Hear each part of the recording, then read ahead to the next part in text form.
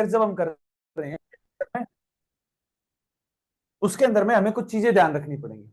Political affairs अगर हम पढ़ रहे हैं उससे पहले उसका कुछ प्रीटेक्स्ट याद रखना पड़ेगा कि अगर हम पॉलिटी को अगर हम देख रहे हैं तो पॉलिटी के लिए कुछ चीजें हमें देखनी पड़ेंगी। उसके लिए सबसे पहली चीज आती है कॉन्स्टिट्यूशन, जो है हमारा संविधान।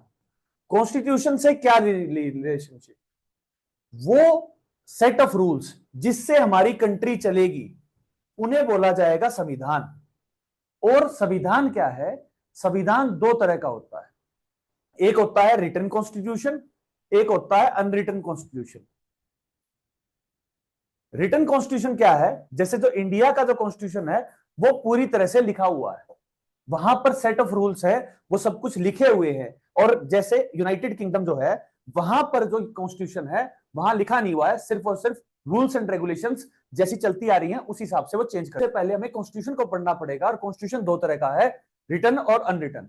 रिटन जो है वो इंडिया के पास भी है, और जो अनरिटन है वो यूके में है और न्यूजीलैंड के अंदर है। अब अगर हम कॉन्स्टिट्यूशन के बारे में बात करते हैं तो कॉन्स्टिट्यूशन के अंदर कुछ चीजें देखनी पड़ेंगी कि कॉन्स्टिट्यूशन जो है इंडिया का वो हमने कहां से लिया।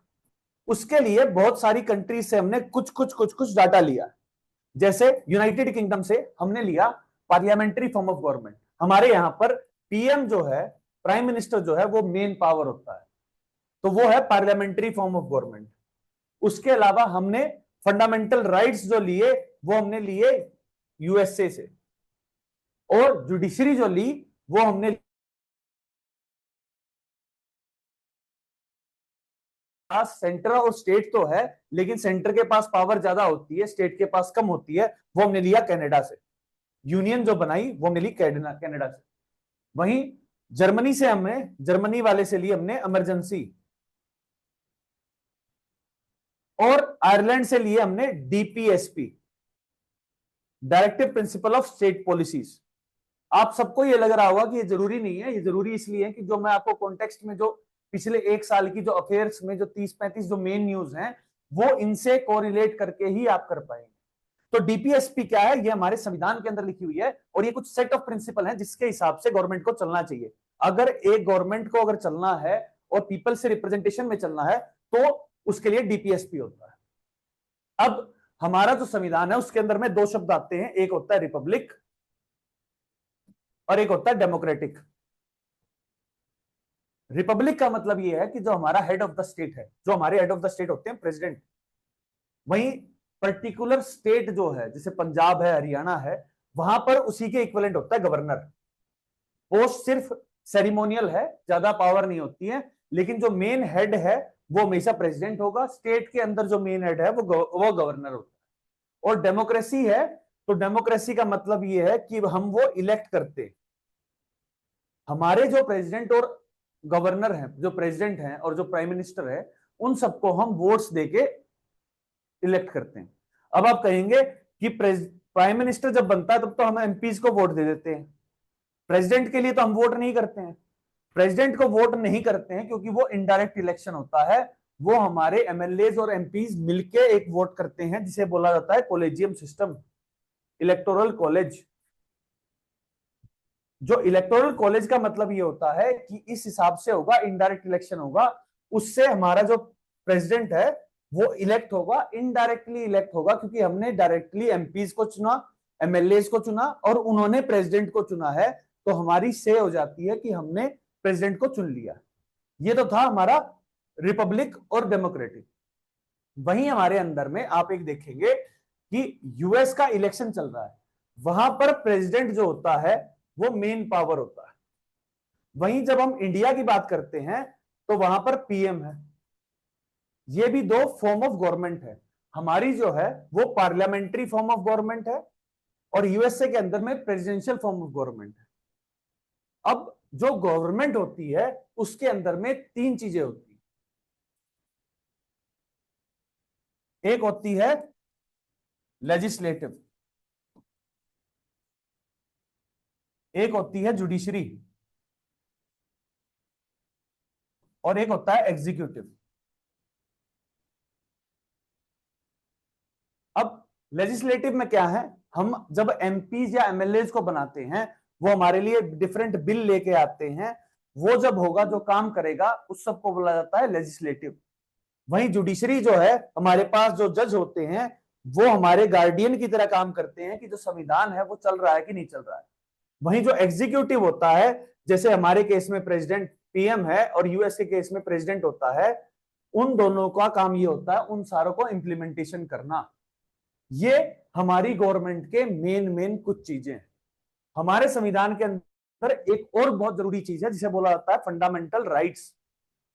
फंडामेंटल राइट्स वो राइट्स होते हैं जो मूलभूत राइट्स बोला जाता है, जिन्हें जो कभी भी सस्पेंड नहीं होते और सबको मिलते हैं। जो सिटीजन है सस्पेंड होते हैं कुछ केसेस में अगर इमरजेंसी लगी हो, वरना अगर नॉर्मल सिचुएशन है उस पर्टिकुलर केस में फंडामेंटल राइट हमेशा रहेंगे।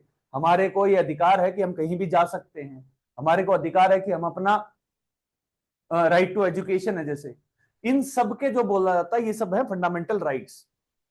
वहीं एक क्या हुआ, 6 फंडामेंटल राइट है हमारे, जिसमें पहला है equality before law. Right to equality है, जिसमें अंदर आता है कि हम जो हमारे जो लॉज हैं वो सबके लिए सेम होते हैं। हम जैसे आप उसके लिए कर रहे हैं, तैयारी कर रहे हैं, तो तैयारी के लिए जो हमारे को तैयारी करनी है और तैयारी के लिए हमारे पास इक्वल अपॉर्चुनिटी है, वो सब हमारे राइट टू इक्वालिटी के अंदर आते हैं। दूसरा होता है राइट टू फ्रीडम। हम कहीं भी यहां से वहां आ जा सकते हैं, ये सब कुछ हमारे पास राइट टू फ्रीडम के अंदर है। राइट अगेंस्ट एक्सप्लॉइटेशन होता है। एक्सप्लॉइटेशन में क्या है कि हम कभी भी जो चिल्ड्रन है या वुमेन है उनके अगेंस्ट में अगर कोई एक्सप्लॉइटेशन होता है तो उसके लिए हमारे पास फंडामेंटल राइट्स हैं। उसके बाद आते हैं माइनॉरिटी के लिए राइट। माइनॉरिटी कौन सी होती है? माइनॉरिटी वो है जो पॉपुलेशन जो रिलीजियस जो है, इसमें 2 तरह की माइनॉरिटी होती है, एक होती है रिलीजियस माइनॉरिटी, एक होती है हमारी लैंग्वेज माइनॉरिटी। अगर आप देखें पंजाब के अंदर पंजाबी स्पीकिंग माइनॉरिटी में नहीं है, वहीं हरियाणा के अंदर वो माइनॉरिटी में आ जाएंगे। वहीं अगर पंजाब के अंदर हम स्पेशल केस देखें, पंजाब में जो सिखिज्म है वो एक मेन रिलीजन आता है, वहीं अगर मान लीजिए तमिलनाडु में जाएंगे तो वो माइनॉरिटी में आ जाएंगे। तो इस तरह से जो माइनॉरिटी के कुछ राइट्स हैं, लैंग्वेज का राइट है, इन सब के जो राइट्स हैं ये सब फंडामेंटल राइट्स के अंदर आते हैं। और इसके अलावा एक राइट ये होता है कि हम कॉन्स्टिट्यूशन रिट्स बोला जाता है, जिसके लिए अगर हमारा कोई भी फंडामेंटल राइट है वो अगर कहीं भी छिन रहा है हमसे, तो उसके लिए हम रिट फाइल कर सकते हैं। 32 में आर्टिकल के अंदर होता है, नोट कर लीजिएगा। वहीं 214 जो होता है वो 226 जो होता है वो होता है हाईकोर्ट के अंदर। हाई कोर्ट और सुप्रीम कोर्ट के अंदर ये दोनों चीजें होंगी, और इन दोनों के अंदर हम कोर्ट के पास जा सकते हैं हमारे अगर फंडामेंटल राइट अगर कहीं भी कोई हमसे छीन रहा है। ये जो चीज थी ये मैंने आपको बताई। इसके अंदर में 2 चीजें और हैं, एक होता है सुप्रीम कोर्ट। सुप्रीम कोर्ट क्या है? ये सबसे बड़ा कोर्ट है और इसे बोला जाता है गाइडलाइंस की तरह काम करता है और हमारे संविधान रक्षक है। जो भी इंपॉर्टेंट डिसीजन होंगे, अगर कोई भी इंटरप्रिटेशन करनी होगी कॉन्स्टिट्यूशन की, कोई भी लॉ पास करना होगा, वो हित में है या नहीं है, वो सब कुछ जो है वो जुडिशरी करेगी, और सुप्रीम कोर्ट सबसे बड़ा कोर्ट है। एक आता है हमारे पास इलेक्शन कमीशन। इलेक्शन कमीशन का काम क्या है? वो इलेक्शन कंडक्ट करवाता है, और इलेक्शन किस किस के? एमपीज के, एमएलएज के, और उसके बाद प्रेसिडेंट के और वाइस प्रेसिडेंट के। ये सब जो काम है ये सब काम इलेक्शन कमीशन में आता है, और ये सब कॉन्स्टिट्यूशनल बॉडी है। कॉन्स्टिट्यूशन के अंदर ये लिखा हुआ है। एक क्वेश्चन कई बार पूछा गया है कि राइट टू प्रॉपर्टी जो है, क्या ये एक फंडामेंटल राइट है? आप में से कोई कमेंट करके बताइए कि फंडामेंटल राइट के है या नहीं है। हमारे पास मूलभूत अधिकार है या नहीं है कि अगर हम जो हमारे पास अगर कोई हमारे पास जमीन है, जायदाद है, वो हमारे पास राइट टू प्रॉपर्टी है या नहीं है। लो मैं आपको बताता हूं, ये एक फंडामेंटल राइट हुआ करता था, अब ये एक लीगल राइट है हमारे पास, फंडामेंटल राइट नहीं।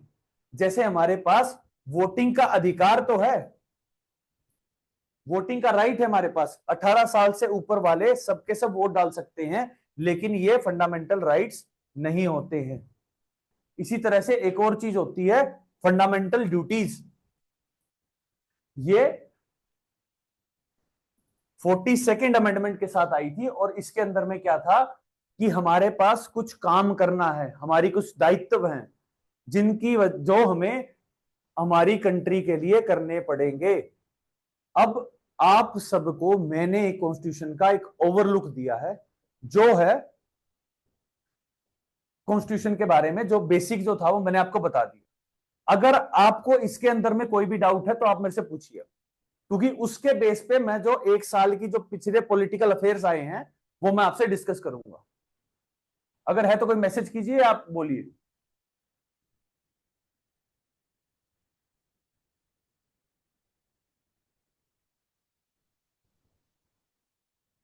चलो फिर अब ठीक है। अब पहली बात आती है, कौन सा सेक्शन 42। ये 42 कॉन्स्टिट्यूशनल अमेंडमेंट थी जिससे फंडामेंटल ड्यूटी आई थी, संविधान की संशोधन। कॉन्स्टिट्यूशनल अमेंडमेंट एक्ट आया था, 42nd आया था। अब जो इसके अंदर में फंडामेंटल ड्यूटीज को ऐड किया गया था, जो फंडामेंटल ड्यूटीज है वो हमने ऐड करने के लिए 42nd कॉन्स्टिट्यूशनल अमेंडमेंट हुई थी।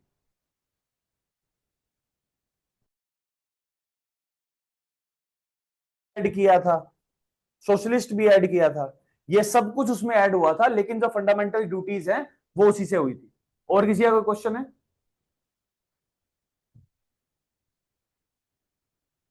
चलो अब हम एक देखते हैं। इसके अंदर में एक स्पेसिफिक जो पॉलिटी है, पॉलिटी के लिए एक बहुत इंपॉर्टेंट केस है, जो है केशवानंदन भारती केस। और उससे एक प्रिंसिपल आया था, doctrine of basic structure. Doctrine basic structure क्या कहता है कि हम संविधान के अंदर कुछ बदलाव कर सकते हैं, इतनी सारी अमेंडमेंट आती है, लेकिन अमेंडमेंट हम करेंगे तो उसमें एक चीज का हमें ध्यान रखना है कि जो बेसिक स्ट्रक्चर है वो कभी भी चेंज नहीं होगा। उसका मतलब ये है कि जो हमारे प्रियम्बल के अंदर जो हमने लिख रखा है कि भारत एक रिपब्लिक डेमोक्रेटिक कंट्री रहेगा, उसके अंदर में फ्रेटर्निटी रहेगी, सोशलिज्म रहेगा, सेकुलर रहेगा, ये जो मूलभूत जो जो मेन मेन जो पॉइंट है वो कभी भी चेंज नहीं हो सकते। और जो मेन पॉइंट नहीं चेंज होंगे, इसीलिए एक डॉक्ट्राइन ऑफ बेसिक स्ट्रक्चर की एक पॉलिसी आई थी। इसके लिए एक स्पेशल जो था, जो मेंशन करना था, वो ये था केशवानंदन भारती केस।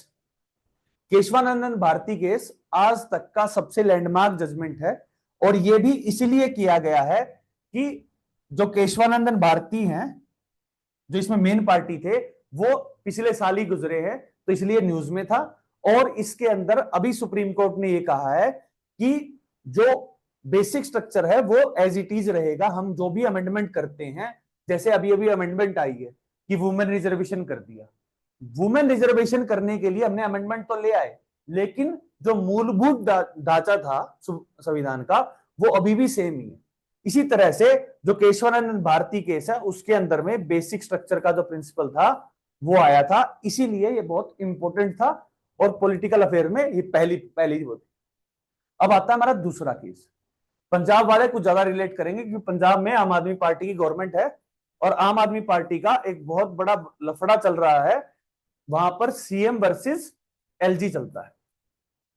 और सीएम वर्सेस एलजी में क्या हुआ कि पहले जो था, जो ट्रांसफर और जितने भी जो ऑफिशियल्स होते हैं उनकी ट्रांसफर वगैरह करने के पावर जो थी, वो सुप्रीम कोर्ट ने अपनी जजमेंट में ये दे दी कि वो सीएम के पास चली गई। जो कि पहले ये था कि पहले एलजी करता था ट्रांसफर सब कुछ।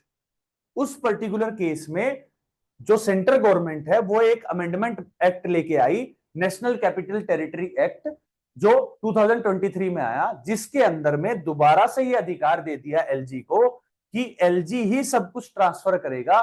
उसके लिए उसने एक स्पेशल बॉडी बना दी, एनसीसीएसएस, जिसमें national capital civil service authority, जिसके अंदर एलजी उसको हेड करेगा, सीएम उसका एक मेंबर होगा, लेकिन कैबिनेट सेक्रेटरी भी उसका मेंबर होगा। ये 3 मेंबर की बॉडी बनेगी और ये बॉडी डिसाइड करेगी कि किसका कहां ट्रांसफर करना है। जो सीएम है वो दोबारा से टूथलेस हो गए हैं, वो अपने ऑफिशियल्स को दोबारा से ऑर्डर नहीं दे सकते, क्योंकि वो ट्रांसफर नहीं कर सकते। ट्रांसफर नहीं कर सकते तो उनके पास उतनी पावर नहीं रहती। ये थी हमारी नेक्स्ट। अब राइट टू साइलेंस क्या है? राइट टू साइलेंस में सुप्रीम कोर्ट ने यह कहा है कि हमारा जो संविधान है और संविधान के अंदर जो फंडामेंटल राइट है, फंडामेंटल राइट में फ्रीडम है, और जो आर्टिकल 20 के अंदर आती है उसके अंदर हमारे पास फ्रीडम है कि अगर कोई क्रिमिनल केस है उसमें अगर हम चुप रहना चाहें, साइलेंस रखना चाहें, तो हम रख सकते हैं। और राइट टू साइलेंस है वो फंडामेंटल राइट की तरह ट्रीट किया जाएगा। ये इंटरप्रिटेशन सुप्रीम कोर्ट की तरफ से आई। और ये अब एक और चीज आप सुन रहे होंगे कई देर से, मैं कह रहा हूं सुप्रीम कोर्ट से आई। जब सुप्रीम कोर्ट कोई इंटरप्रिटेशन देता है, या तो वो नॉर्म बन जाती है, वो उसी तरह से काम करेगी, या उसके अगेंस्ट में कोई ना कोई लॉ पास करना पड़ेगा, वरना वो चीज जो सुप्रीम कोर्ट ने कह दिया वो चलता है। अब इसके बाद जो हमारी नेक्स्ट है वो राइट टू वॉक। ये पंजाब के अंदर आया है, इसलिए इसको ध्यान से रखना, वेरी इंपॉर्टेंट है। इसके अंदर में, पंजाब के अंदर में यह कहा गया है कि जितने भी जो हाईवेज हैं वहां पर पैदल चलने वालों के लिए और साइकिलिंग करने वालों के लिए स्पेशल जगह होनी चाहिए। कि पंजाब जो है वो पहला स्टेट बना जिसने इंप्लीमेंट भी की है राइट टू वॉक, और राइट टू वॉक मैंडेटरी कर दिया है सब रोड्स के लिए, जिसमें हाईवेज भी आएंगे और जिसमें नॉर्मल रोड्स भी आएंगे। अगर फुटपाथ नहीं है तो ये उनके पास एक राइट है, और ये पंजाब से रिलेटेड है तो इसलिए इंपॉर्टेंट भी हो जाता है। अब अगला क्या है, आप सबने अभी सुना होगा कि अयोध्या में राम मंदिर बना। अब अयोध्या में जब राम मंदिर बना तो एक एक्ट है जो पार्लियामेंट में पास हुआ था और जिसका नाम था प्लेसेस ऑफ वर्शिप एक्ट 1991। 1991 में क्या हुआ, जब बाबरी मस्जिद नहीं गिरी थी और राम मंदिर तो अब बन चुका है, तब नरसिम्हा राव गवर्नमेंट, पीवी नरसिम्हा राव जो गवर्नमेंट थी, कांग्रेसी गवर्नमेंट थी, वो एक स्पेशल एक्ट लेके आई जिसके अंदर में यह कहा गया कि 1947 से पहले अगर कोई प्लेस ऑफ वर्शिप अगर मुस्लिम्स का है तो वो मुस्लिम्स का ही रहेगा, और हिंदूज का है तो हिंदूज का ही रहेगा, वो स्टेटस को मेंटेन रहेगा। लेकिन उसके अंदर में जो अयोध्या थी उसको एक एक्सेप्शन के तौर पे रखा गया था कि अयोध्या वाला केस छोड़ दे तो उसके अलावा जितने भी कंट्री के अंदर जो साइट्स हैं, अगर वो रिलीजियस साइट 1947-48 के अंदर अगर वो एक टेंपल है तो टेंपल रहेगी, अगर वो एक मॉस्क है तो मॉस्क रहेगी, वो गुरुद्वारा है तो गुरुद्वारा रहेगा, और ये सब कुछ स्टेटस को मेंटेन रहेगा। ये एक एक्ट था। इसके ऊपर में अब ये न्यूज में इसलिए भी आया कि अयोध्या केस था। दूसरा केस क्या आया, अभी वाराणसी के अंदर आपने सुना होगा ज्ञानवापी केस चल रहा है। ज्ञानवापी मॉस्क के अंदर ये कह रहे हैं कि वहां पर एक टेंपल था, जो इस वजह से भी ये न्यूज के अंदर था। एक कोई डाउट है तो आप क्वेश्चन पूछिए कुछ अभी तक। कोई नहीं है, चलो अब क्या है, अब हमारा सबसे इंपॉर्टेंट चीज आती है यूसीसी। यूसीसी क्या है, uniform civil code. Uniform civil code इस समय ज्यादा न्यूज में इसलिए भी है कि जो बीजेपी की गवर्नमेंट है, बीजेपी का मैनिफेस्टो के अंदर एक हमेशा से चला आ रहा है कि यूनिफॉर्म सिविल कोड होना चाहिए। यूनिफॉर्म सिविल कोड का मतलब यह है कि जो सिविल राइट्स हैं वो सबके सेम रहने चाहिए। कैसे रहने चाहिए, अगर मान लीजिए आप हिंदू हैं तो हिंदू का हिंदू मैरिज एक्ट चलता है, मुस्लिम है उसका मुस्लिम पर्सनल बोर्ड चलता है, क्रिश्चियंस का अलग चलता है, उसी तरह से सिक्स का अलग चलता है। सिक्स एक्चुअली हिंदू में ही आते हैं। तो आप अगर देखेंगे तो यहां पर मेनली 3 चीजें हुई, हिंदू का अलग है, मुस्लिम्स का अलग है, क्रिश्चियंस है उनका अपने रिलीजन के हिसाब से चलता है। अब अगर हिंदूज के अंदर 6 भी आ गए, बुद्धिस्ट भी आ गए, जैन्स भी आ गए, ये सब के सब आ जाते। अब अगर मान लीजिए अगर इतनी माइनॉरिटी है और उसके अंदर में अलग अलग लॉ इंटरप्रिटेशन चलेगा, तो जो बीजेपी गवर्नमेंट और वैसे जो ये है, ये यूनिफॉर्म सिविल कोड, डीपीएसपी जो मैंने आपको बताया था, directive principle of state policy, उसके अंदर में भी संविधान के अंदर लिखा हुआ है कि ऐसा एक बिल लेके आना करने के लिए हर जगह बात की। सबके सब जो लॉ हैं, जो सिविल लॉज हैं और जो क्रिमिनल लॉज हैं, क्रिमिनल के लिए तो हमारे पास सब कुछ सेम है, आईपीसी हुआ करती थी, अब भारतीय भारतीय दंड संहिता बन गई है। जो सिविल लॉज है और जो प्रॉपर्टी राइट्स हैं वो सब के लिए अलग है। मुस्लिम्स का अलग चलता है, हिंदू का अलग चलता है। अब एक कॉमन सिविल कोड लाना चाह रहे हैं। और आपने कई बार सुना होगा गोवा के अंदर एक यूनिफॉर्म सिविल कोड शुरुआत से ही चल रहा है, क्योंकि वो एक पोर्चुगीज कॉलोनी थी और जो पोर्चुगीज के हिसाब से उन्होंने इस हिसाब से बनाया था कि एक यूनिफॉर्म सिविल कोड रहे। और इस समय उत्तराखंड के अंदर यूनिफॉर्म सिविल कोड के ऊपर लॉ भी पास हुआ है, शायद नेक्स्ट ईयर तक आ भी जाएगा, इंप्लीमेंटेशन भी हो जाएगी। उसके बाद एक चीज है, एक कुही लैंग्वेज है, उड़ीसा के अंदर बोली जाती है, उसे कॉन्स्टिट्यूशनल लैंग्वेज का दर्जा दिलाना चाह रहे हैं। जब हम अगर देखते हैं इसके अंदर में एक और चीज आएगी, जो कॉन्स्टिट्यूशन है हमारा, उसको अगर हम देखें, उसके अंदर में 12 शेड्यूल है। 12 शेड्यूल में जो शेड्यूल 8 है उसके अंदर में लैंग्वेजेस लिखी हुई है। और लैंग्वेजेस जो संविधान के अंदर आ जाती हैं उनके पास कुछ स्पेशल राइट्स हो जाते हैं, वो अपनी यूनिवर्सिटीज बना सकती हैं, वो सब उनके पास अलग अलग फीचर्स आ जाते हैं।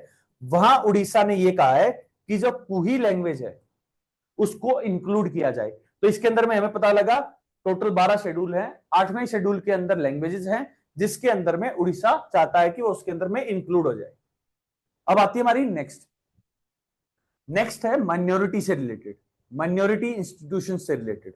अब इसके अंदर में क्या हुआ है कि माइनॉरिटी इंस्टीट्यूशंस बनाने की बात चल रही है।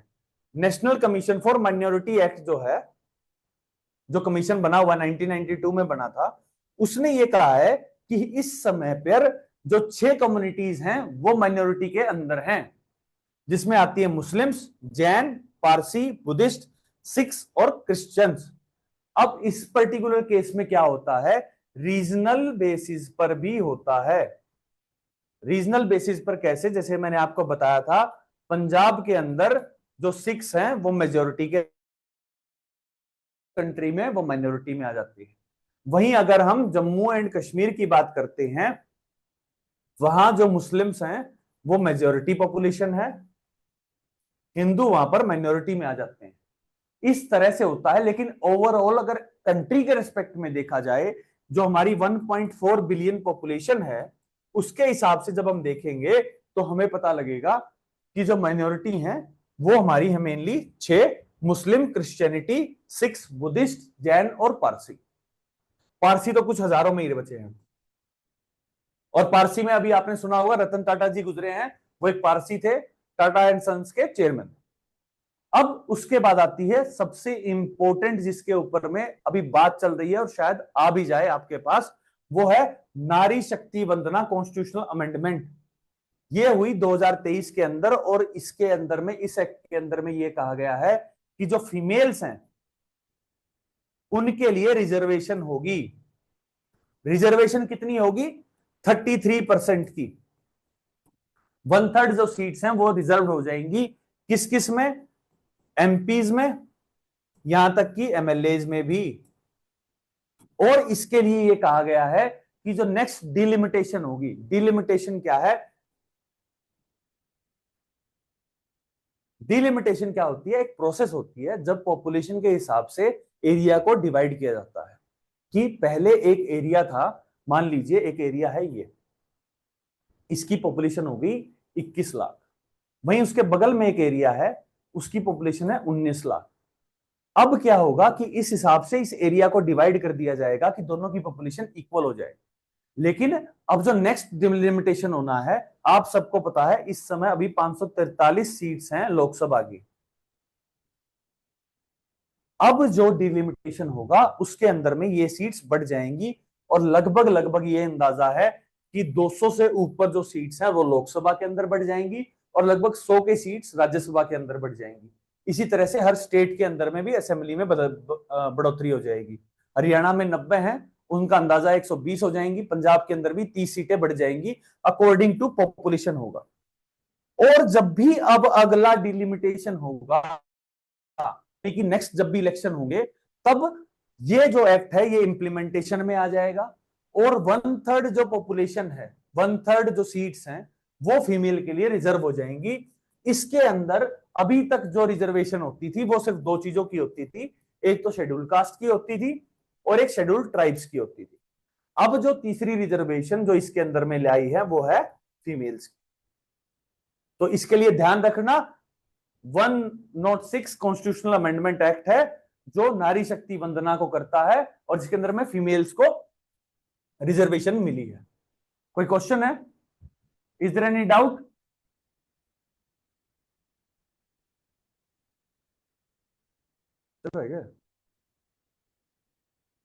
कोई डाउट है?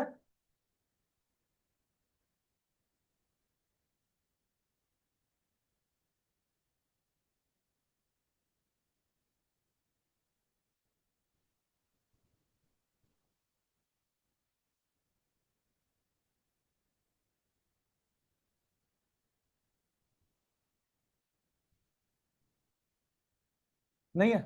चलिए अब हम नेक्स्ट करते हैं। अभी जब मैंने आपसे बताया था कि डिलिमिटेशन होगा, डिलिमिटेशन के बेसिस पर जो एरिया है वो बदल जाएगा।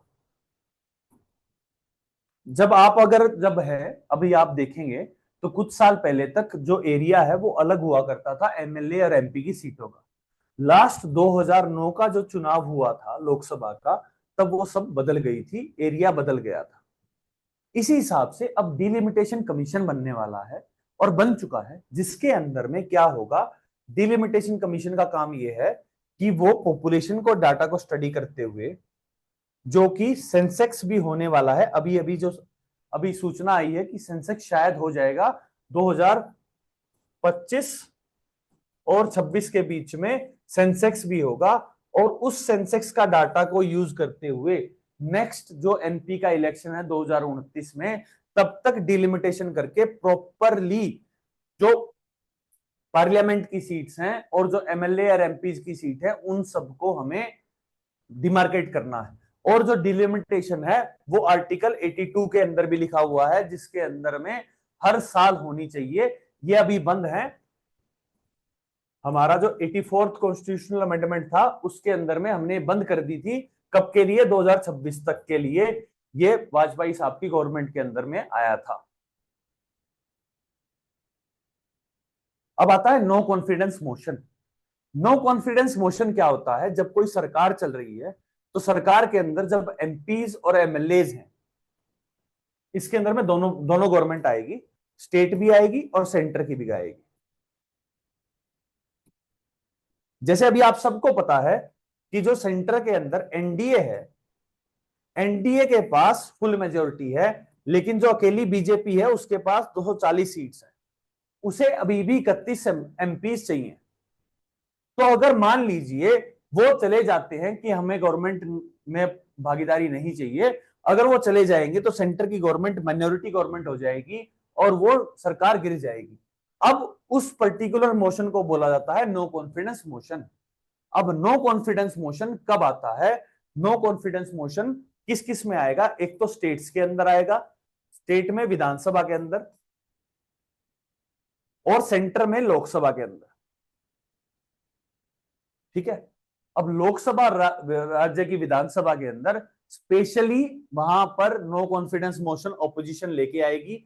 वो ये बताएगी कि कितने एमएलएज हैं, प्रॉपर एक मीटिंग होगी, उसके अंदर सब वोट करेंगे और वोट करने के बाद ये डिसाइड होगा कि जो गवर्नमेंट है उसके पास मेजोरिटी है या नहीं है। उसी बेस पे वो अपनी पॉलिसीज को चला पाएगी। जैसे एक बहुत फेमस केस है 1999 का, जब 98-99 का, जब अटल बिहारी वाजपेयी की एनडीए गवर्नमेंट एक वोट से नो कॉन्फिडेंस मोशन हार गई थी और गवर्नमेंट गिर गई थी। ये कारगिल जब युद्ध हुआ था उससे पहले की बात है, तब जयललिता जी ने सपोर्ट खींच लिया था एनडीए से। ठीक है। कोई डाउट है तो बताना। अब आता है पार्लियामेंट्री प्रिविलेज। पार्लियामेंट्री प्रिविलेज है जब कोई एमपी या एमएलए बना होता है उसके पास कुछ प्रिविलेज होते हैं और वो प्रिविलेज को कभी भी नकारा नहीं जा सकता। जैसे उसके पास एक प्रिविलेज होता है कि अगर कोई सिविल मैटर है तो सिविल मैटर के अंदर वो कभी भी गवाही देने के लिए बाध्य नहीं होगा अगर पार्लियामेंट सेशन में। वहीं अगर जो स्टेट विधानसभा है अगर वो भी चल रही है तो भी वो कोर्ट में भी नहीं जाएगा। वहीं जो एक एमपी होता है वो 40 दिन पहले और 40 दिन बाद तक कभी भी नहीं कर पाएगा। मतलब इसके अंदर में एक प्रॉपर क्लोज है, अगर पार्लियामेंट का सेशन चल रहा है तो 40 दिन पहले और 40 दिन बाद वो अगर कोर्ट में भी ना जाए ना तो भी उसके ऊपर कोई कोर्ट भी कार्रवाई नहीं कर सकती। इसके अलावा बाकी सब प्रिविलेज होते हैं। वो अगर पार्लियामेंट में कुछ भी बोल दे, स्पीच बोल दे, तो वो कभी भी कंटेम्प्ट ऑफ कोर्ट के तौर पे नहीं ली जाती। इसीलिए एक फेमस केस है कि जो अरविंद केजरीवाल जी हैं, जब वो कोई भी स्टेटमेंट देनी होती है तो वो विधानसभा के अंदर देते हैं ताकि उनके ऊपर स्पेशली कंटेम्प्ट ना लगे। आप जो भी पार्लियामेंट में या विधानसभा के अंदर प्रेमिस के अंदर बोलेंगे उस पर्टिकुलर केस के अंदर कोई भी कोर्ट के अंदर कंटेम्प्ट ऑफ कोर्ट नहीं लगेगा। ये सब जो है बाकी प्रिविलेज मैंने आपको लिख रखे हैं, बाकी आप देख लेना। मैंने क्रक्स आपको इसका बता दिया। कोई डाउट है तो आप बताइए। ठीक है, अब प्रिविलेज कमेटी क्या है? एमपीज के पास एक पार्लियामेंट के अंदर एक प्रिविलेज कमेटी होती है, वो ये डिसाइड करती है कि एक एमपी जो है उसके पास क्या क्या प्रिविलेज है, क्या क्या वो यूज कर सकता है, क्या नहीं कर सकता। इसके अंदर में एक स्पेशल जो केस है वो है महुआ मित्रा का केस। ये टीएमसी की एमपी थी और इनके ऊपर ये आरोप लगा था पिछली लोकसभा के अंदर और इन सस्पेंड कर दी गई थी। अब तो दोबारा इलेक्ट होके आ गई हैं कृष्णानगर सीट से, वेस्ट बंगाल से। इनके केस में क्या हुआ था कि इन्होंने अपना आईडी पासवर्ड जो है वो किसी फ्रेंड को दे दिया था क्वेश्चन पूछने के लिए, और उसके अंदर में अदानी से रिलेटेड क्वेश्चंस थे और अदानी ने स्पेशली जो है कि उनसे क्वेश्चन पूछा।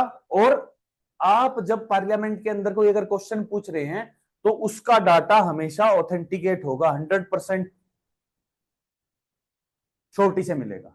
और 100% श्योरिटी से मिलता है तो आप उसके बेस पे केस अपना और डेवलप कर सकते हैं, उसी बेस पे आप अपनी डीलिंग्स कर सकते हैं।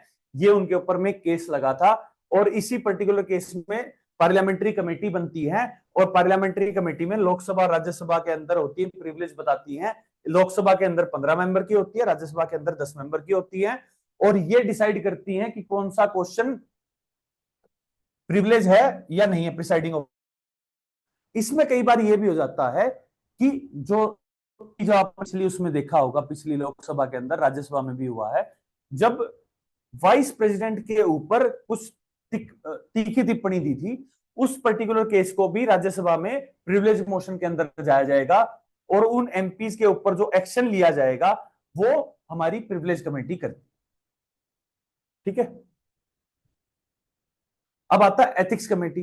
ये भी लोकसभा के अंदर बनेगी और नाम से डिसाइड हो रहा है कि ये किस हिसाब से कंडक्ट करना चाहिए। ये सब कुछ जो है वो लोकसभा के अंदर किया जाता है और 15 मेंबर की कमेटी होती है। अब आता है anti deflection law. Anti deflection law क्या है? आपने कई बार एक बात सुनी होगी, आया राम गया राम।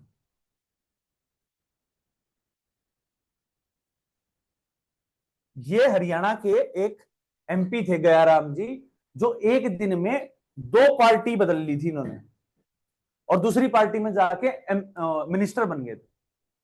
तो इसीलिए जब आया राम गया राम जो है, इन सबको रोकने के लिए जब राजीव गांधी जी थे तो वो एक शेड्यूल लेके आए, शेड्यूल नंबर 10, और उसके अंदर में उन्होंने एक लॉ निकाला, anti deflection law. Anti deflection law ये होता है कि अगर मान लीजिए ए पर्सन जो है वो एक्स पार्टी से चुन के आया है और वाई पार्टी के पास अगर वो चला जाता है तो उस पर्टिकुलर केस में ए पर्सन की जो सदस्यता है, जो उसकी मेंबरशिप है, वो अगर वो एमपी है या एमएलए है, वो रद्द हो जाएगी। लेकिन इसमें क्या होता है कि अगर 2/3 पार्टी अगर मर्ज कर जाए या अलग हो जाए तो उस पर्टिकुलर केस में वो, ये जो केस है ये अभी क्यों आया, इसका जो एग्जांपल है, एक तो ये हुआ शिवसेना जो है, शिवसेना जब टूटी तो शिवसेना टूटी शिवसेना में और शिवसेना उद्धव ठाकरे में। अब ये जब टूटा तो उस पर्टिकुलर केस में एंटी डिफ्लेक्शन लॉ नहीं लगा, क्योंकि 40 एमएलएज एकनाथ शिंदे के साथ चले गए। ठीक है, अब एकनाथ शिंदे के साथ गए, 40 एमएलए चले गए, 56 टोटल स्ट्रेंथ थी, तो 2/3 से ऊपर चले गए। ऊपर चले गए तो एंटी डिफ्लेक्शन लॉ नहीं लगा, वो पार्टी टूट गई, लेकिन इन सब की सदस्यता बनी रही। वैसे ही महाराष्ट्र के अंदर ही क्या हुआ, एनसीपी जो थी वो भी दो में टूट गई, एनसीपी अजीत पवार और एनसीपी शरद पवार। अब इस पर्टिकुलर केस में भी जो वहां के एमएलए थे, जो एमपी थे, वो रहे क्योंकि वो 2/3 से ज्यादा थे। ये जो एक्सेप्शन है क्वालिफिकेशन की, ये इसके अंदर में बताई गई है। और इस पर्टिकुलर केस में जो एंटी डिफ्लेक्शन होती है, इसमें जो स्पीकर होता है उसका फाइनल वर्ड होता है। स्पीकर क्या है, लोकसभा का जो स्पीकर है, जैसे ओम बिरला है, वो अगर एंटी डिफ्लेक्शन लॉ के अंदर जो फाइनल वर्डिक्ट देंगे वही मान्य होगा, वही चलेगा, कोर्ट में भी नहीं जा सकते हैं, जाए भी गए तो उसकी प्रेसिडेंस रहती। वहीं जब स्टेट की बात आएगी, जो स्टेट में जो स्पीकर होता है, जब वो कोई फैसला देगा वही फैसला मेन मान्य होता है। अब उसके बाद आता है एक आर्टिकल 299। हेलो सुनिए सर, 2009 हरियाणा में जो हुआ उसमें से बिश्नोई की पार्टी में, वो क्या था सर? सॉरी, 2009 हरियाणा इलेक्शन में जो बिश्नोई। हाँ 2009 में जो हुआ था, लेकिन 2009 में क्या हुआ, स्पीकर ने दे तो दिया कि वो 5 के 5 एमएलए हैं वो निष्कासित होंगे, लेकिन वो सस्पेंड कर दिए थे पूरी तरह से। और जो अजका जो थी, अजका से जाके चले गए थे ना 5 के 5 एमएलए। Yes sir. समझ में आई नहीं आई है? Yes sir. Anti deflection law उसके अंदर लगा था, और जो स्पीकर ने जो फैसला दिया था वो चला था, उनकी सदस्यता रही थी। ठीक है, यस सर। अब हम देख रहे थे 299 के अंदर क्या कहा गया है कि अगर मान लीजिए जैसे अब स्टेट गवर्नमेंट और सेंट्रल गवर्नमेंट है, वो जो अपने सारे फैसले हैं वो हेड ऑफ द स्टेट के रिस्पेक्ट में लेते हैं। जो पीएम भी जो सारे सारे फैसले लेंगे वो प्रेसिडेंट के फॉर्म में लेगी, स्टेट वाला गवर्नर के नाम पे लेता है। और उनके पास एक प्रिविलेज होता है, जो हमारा प्रेसिडेंट है वो कहीं भी उसके ऊपर अपने कंडक्ट के लिए कोई केस नहीं लग सकता है। इस पर्टिकुलर केस में सुप्रीम कोर्ट ने यह कहा है कि अगर गवर्नर और प्रेसिडेंट का नाम लेकर जो स्टेट गवर्नमेंट्स हैं वो इस लूप होल का फायदा नहीं उठा सकती हैं, और अगर ऐसा हो रहा है, उनके नाम पे भी कोई काम हो रहा है, तो उस पर्टिकुलर केस में जो स्टेट गवर्नमेंट है, जो सीएम है या पीएम है, वो उसके रिस्पॉन्सिबिलिटी होगी, ना कि प्रेसिडेंट या गवर्नर। ठीक है, अब आता है हमारा चीफ इलेक्शन कमिश्नर, और ये इसीलिए भी ज्यादा न्यूज में था कि इसके अंदर में एक अमेंडमेंट हुई थी। और जो मैंने आपसे कहा था ना कि सुप्रीम कोर्ट जो कहती है, सुप्रीम कोर्ट ने अगर कोई रूल पास कर दिया या लॉ पास कर दिया, वो एक बार को चलेगा, जब तक चलेगा जब तक कि कोई लॉ नहीं बन जाता है। एक स्पेसिफिक एग्जांपल है, क्या हुआ कि सुप्रीम कोर्ट के अंदर एक पिटीशन बैठी, Anoop Bawarlal versus union of India. इसके अंदर में यह कहा गया कि सुप्रीम कोर्ट ने जजमेंट दिया कि एक बॉडी बननी थी इलेक्शन कमीशन को, इलेक्शन कमिश्नर को बनाने के लिए, इलेक्शन कमिश्नर को। तो सुप्रीम कोर्ट ने कहा कि लॉ कोई पास नहीं किया सेंट्रल गवर्नमेंट ने, तो इसीलिए हम एक बॉडी बनाते हैं जिसके अंदर में 3 मेंबर होंगे, एक होंगे पीएम, एक होंगे लीडर ऑफ ऑपोजिशन, और एक होंगे सीजीआई। ये तीनों मेंबर मिलके डिसाइड करेंगे कि इलेक्शन कमिश्नर कैसे बनेगा। ये जजमेंट तो आ गया। इसी के बेस पे जो सेंट्रल गवर्नमेंट है वो बिल ले आई, और उस बिल का नाम था election commissioner and other commissioner appointment set condition and service term of office. इसके अंदर में उन्होंने ये कह दिया कि बॉडी बना दी उन्होंने, वही 3 मेंबर बॉडी है। लेकिन इस 3 मेंबर बॉडी में क्या किया, एक तो हो गए हमारे प्राइम मिनिस्टर, एक हो गए लीडर ऑफ ऑपोजिशन जो इस समय जैसे वो है राहुल गांधी जी हैं, वहीं जो तीसरा जो आएगा वो आएगा मिनिस्टर। और मिनिस्टर में कौन सा होगा, कोई भी कैबिनेट का मिनिस्टर होगा जिसको पीएम अपॉइंट करेंगे। मतलब इलेक्शन कमीशन को बनाने के लिए जो सीजीआई को हटाकर इन्होंने एक मिनिस्टर को लाके रख दिया। अब ये इस पर्टिकुलर केस में आपको 2 चीजें पता चली कि सुप्रीम कोर्ट ने एक लॉ पास किया कि जब तक पार्लियामेंट कोई ऐसा लॉ नहीं बना के लाती है, तब तक के लिए उन्होंने प्रेसिडेंट सेट कर दिया कि 3 मेंबर की कमेटी बना दी। जब नए कमिश्नर अभी बनाने थे तब गवर्नमेंट ले आई और उसने उसको बदल दिया। ठीक है, बाकी इसके अंदर में वही चीजें दे रखी हैं, कोई और नहीं है, आप ये देख लेंगे। ये हम आपको जो है पीपीटी। वहीं उसके बाद क्या आती है, नेशनल पार्टी आती है। अब नेशनल पार्टी क्या है, नेशनल पार्टीज हमारे यहां पर लगभग कुछ 1200 से ऊपर प्लस पार्टियां हैं पूरे कंट्री के अंदर, लेकिन सिर्फ 6 पार्टियां हैं वो नेशनल पार्टी। और नेशनल पार्टी कैसे बनता है, उसका क्या बेनिफिट है, वो मैं आपको बताता हूं। पहले देखते कौन कौन सी पार्टियां हैं।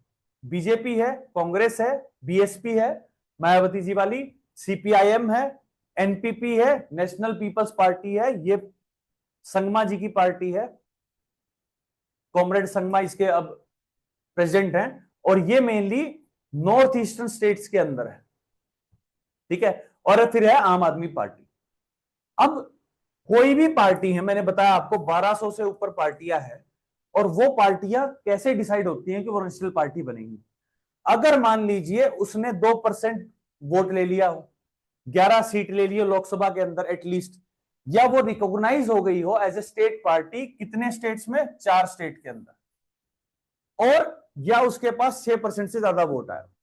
अभी इसका जो रिसेंट एग्जांपल है वो है आम आदमी पार्टी की रिगार्डिंग। आम आदमी पार्टी की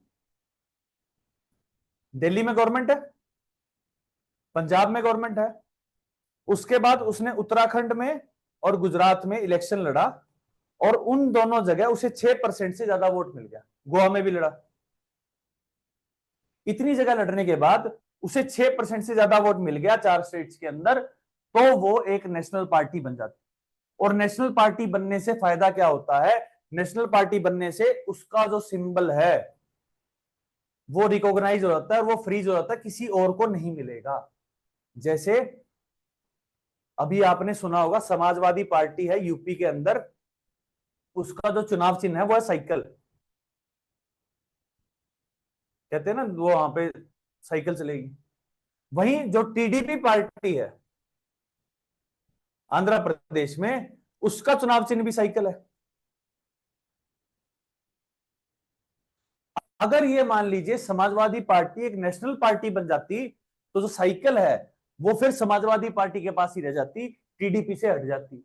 अभी ये दोनों की दोनों स्टेट रिकॉग्नाइज्ड पार्टी हैं, इसीलिए वो जब आंध्र प्रदेश में होती है तो साइकिल उसको चुनाव चिन्ह दे देते हैं। वहीं समाजवादी पार्टी अगर कहीं भी लड़ती है चुनाव तो उसे भी साइकिल मिल जाता है।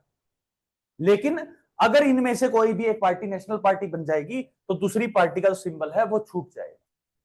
दूसरा क्या होता है, उन्हें दूरदर्शन के अंदर प्रॉपर टाइम मिलता है ब्रॉडकास्ट करने का, और ऑल इंडिया रेडियो के अंदर भी। और जो स्टार कैंपेनर होते हैं वो 40 कर सकते हैं, वहीं जो नॉर्मल पार्टीज हैं उनके अंदर में 20 हो सकते हैं। स्टार कैंपेनर क्या होता है, स्टार कैंपेनर वो होता है जिसको आप वोट मांगने के लिए करते हैं, और स्टार कैंपेनर के साथ कुछ आपको एडिड बेनिफिट मिल जाते हैं। उनके जो खर्चे हैं, अगर वो हेलीकॉप्टर से जा रहे हैं, वो सब वेवर में आ जाते हैं। और स्टार कैंपेनर इसीलिए जितने ज्यादा होंगे उतनी ही फायदा हो जाती है, क्योंकि जो इलेक्शन है उसका जो फंडिंग, उसके बेस पे अभी आगे आपको इलेक्टोरल बॉन्ड्स भी आएगा, उसको भी हम देखेंगे। अब नेशनल पार्टी समझ में आ गई। सर अब आती ईवीएम। ईवीएम बहुत ज्यादा चर्चा में भी है क्योंकि सबको लगता है ईवीएम हैक हो सकती है और ईवीएम से वोटिंग होती है। अभी इस समय चल रहा था कि 99%, 60% का हरियाणा के अंदर भी था।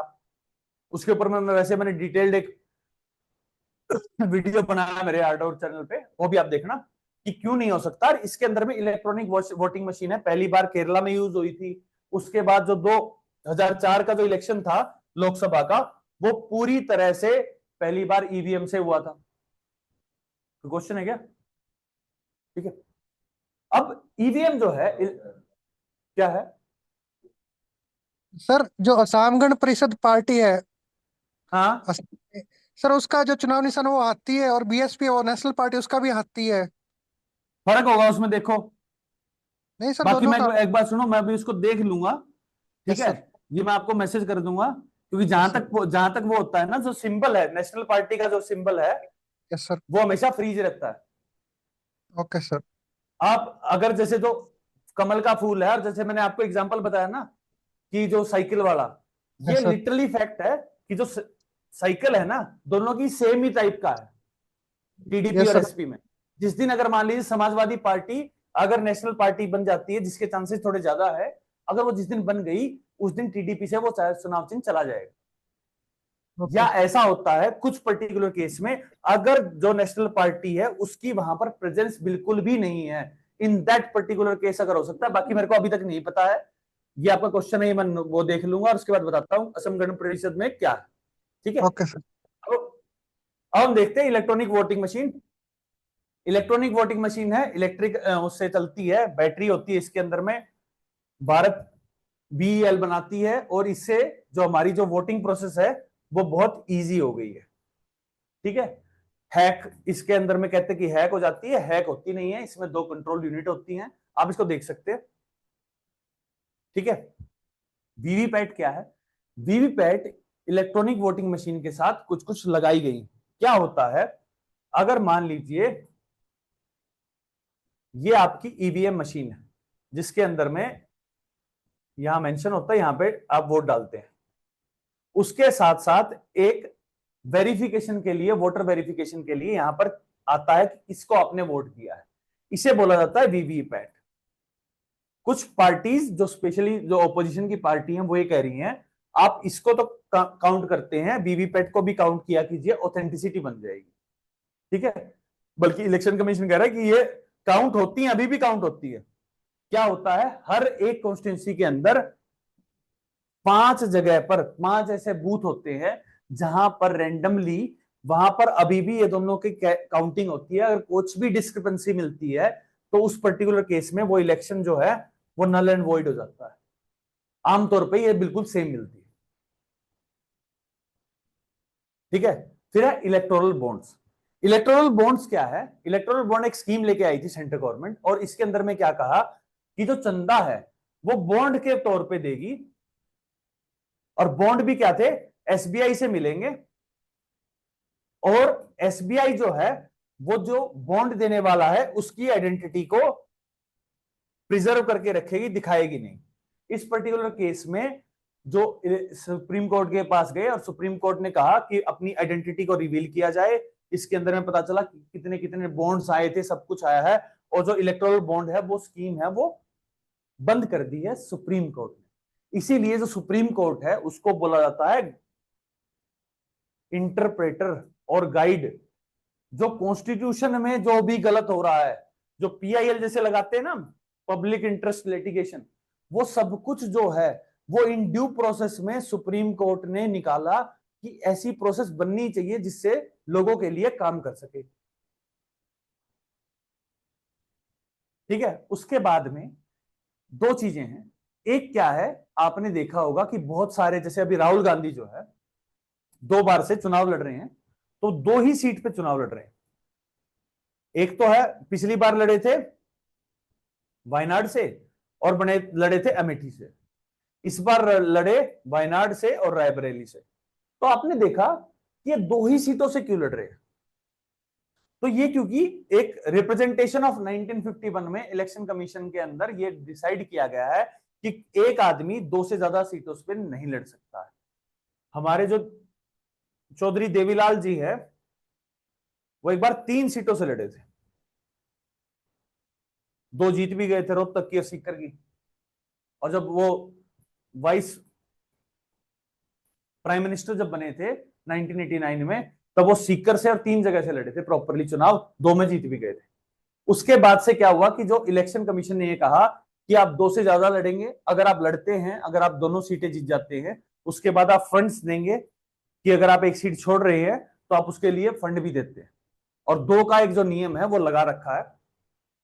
उसके बाद आती है हमारी सीबीआई। सीबीआई न्यूज में है, सीबीआई सब कहते हैं कि पॉलिटिसाइजेशन हो रखा है। और सीबीआई के अंदर क्या है, ये दिल्ली स्पेशल एस्टैब्लिशमेंट बोर्ड जो है 1946 में बनी थी, इसके अंदर में जो सीबीआई का डायरेक्टर होता है उसको कुछ टर्म दे रखी है कि वो 2 साल से पहले हटाया नहीं जा सकता है। और जो इसका जो बनाने की जो प्रोसेस है उसके लिए कमेटी होती है जिसमें prime minister, leader of opposition और सीजीआई ये तीनों बैठ के उसको डिसाइड करते हैं सीबीआई का डायरेक्टर बनेगा, और कभी भी 2 साल से पहले उसको हटाया नहीं जाता है और दोबारा रीअपॉइंटमेंट भी नहीं होती। तो इसलिए यह होता है कि वो अनबायस्ड रहेगा और पर्टिकुलर स्टेट गवर्नमेंट को कंसेंट देना पड़ता है कि अगर कंसेंट नहीं देगा तो वो कंसेंट देता तभी वो उसके अंदर में इन्वेस्टिगेशन कर सकता। उसके बाद सबसे बड़ी एजेंसी है ईडी, जो आज के दिन इन्फोर्समेंट डायरेक्टरेट, जो मेनली काम करती है हमारे मिनिस्ट्री ऑफ फाइनेंस के साथ काम करेगी। और इसका मेन काम यह है जो फंडिंग या फ्रॉड है मनी से related foreign exchange management, FEMA या फेरा, इन सबको जो फ्यूजिटिव हैं, जो बाहर लेके जा गए, पैसा लेके गए हैं, उन सब के लिए काम करती है। 1952 में बनी है, बहुत पुरानी एजेंसी है, लेकिन अब इसको इतनी पावर दी गई है पिछले 15 साल से कि अब ये इनेक्ट करती है। क्योंकि जो ये 2 एक्ट बनाए ना फेमा और पैरा के अंदर, कि प्रिवेंशन फॉर मनी लॉन्ड्रिंग और फॉरेन एक्सचेंज जो है, इन सब के साथ ईडी को इतनी पावर मिली है कि वो किसी को भी डिटेन कर सकती है और उसको 3-3 महीने तक कस्टडी में रख सकती है। अब इसका भी जो डायरेक्टर है वो उसी तरह से बनता है जैसे सीबीआई का बनता है, ये भी पूरा प्रोविजन है इसके अंदर। और आज का जो लास्ट है वो है 2 चीजें इसके अंदर में आया है। कंपटीशन कमीशन ऑफ इंडिया बना है, जिसके अंदर में जैसे हमारे पास जो फ्लिपकार्ट है, फ्लिपकार्ट अमेजोन से हम सब चीजें मंगवाते हैं, उनके अंदर में मोनोपोली चलती है।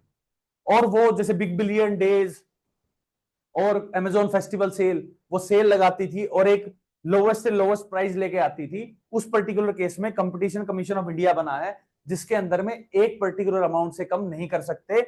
और इसका मेन रीजन ये है कि कॉर्पोरेशन बना रहे और जो लोकल जो हैं उनको लॉस ज्यादा ना हो।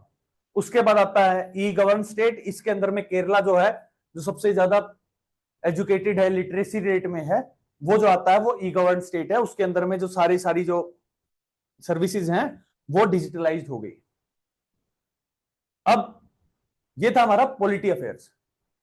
अब आपको इसके अंदर में एक तो वो असम गण परिषद वाला है, वो मैं आपको बता दूंगा क्या उसके अंदर में है, सेम है, क्यों है वो मैं आपको पूरी तरह से बताता हूं। बाकी जहां तक पॉसिबल है कि जब तक बीएसपी जो नेशनल पार्टी का सिंबल मिला है ना, उससे पहले वो बनी हुई है। असम गण परिषद बनी है आई गेस 984-85 में, जब वो असम अकॉर्ड के बाद जब बनी थी तब बन गई थी। वहीं जो बीएसपी है उसको नेशनल पार्टी का दर्जा मिला है 96-97 के बाद। लेकिन ये प्रॉपर केस स्टडी के हिसाब से मैं आपको बता दूंगा। और बाकी आपको कैसा रहा वो फीडबैक दीजिएगा, ये पीपीटी में आपके साथ शेयर कर दूं। कलम करेंगे क्वांट। Thank you.